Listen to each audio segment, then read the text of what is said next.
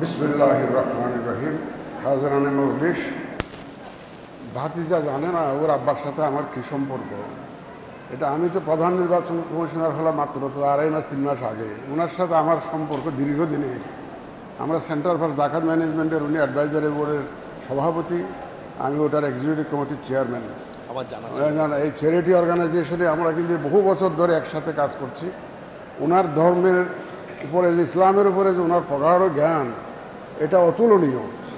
বহু বড় বড় আলেম ওলামার চাইতে ওনাকে আমরা দেখেছি যে ওনার বিভিন্ন বিষয়ে যখন উনি ব্যাখ্যা দিতেন, ধর্মীয় ব্যাখ্যা দিতেন, বিশেষ করে জাকাত সম্পর্কে যখন উনি বলতেন, আমরা খুব ইমপ্রেসড হয়ে তাকিয়ে থাকতাম। ওনার জ্ঞানের পরিধি অনেক বেশি ছিল আমাদের ধর্ম বিষয়ে। আমি ওনার রুহের মাগফিরাত কামনা করি। আমার দুঃখ রইল, আমার এক বন্ধুর কাছে উনি বলেছিলেন যে নাসির তো দায়িত্ব নিয়েছে, আমি একটু তার সাথে কথা বলতে চাই।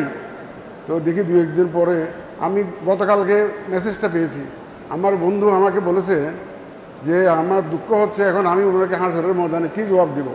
উনি আপনার সাথে কথা বলতে চেয়েছিলেন, এই খবরটা আমি আপনাকে জানাতে পারিনি। কিন্তু আমিও প্ল্যান করেছিলাম দায়িত্ব নেওয়ার পরে ওনার সাথে একটু কথা বলবো, নানা ব্যস্ততার কারণে এই যাবো করে আর ওনার কাছে আর আসা হয়নি। ওনার সাথে আমার দীর্ঘদিনের ঘনিষ্ঠতা, ওনার সাথে বহু ক্লোজলি কাজ করেছি, ওনাকে অনেক কাছে থেকে দেখার সৌভাগ্য আমার হয়েছে।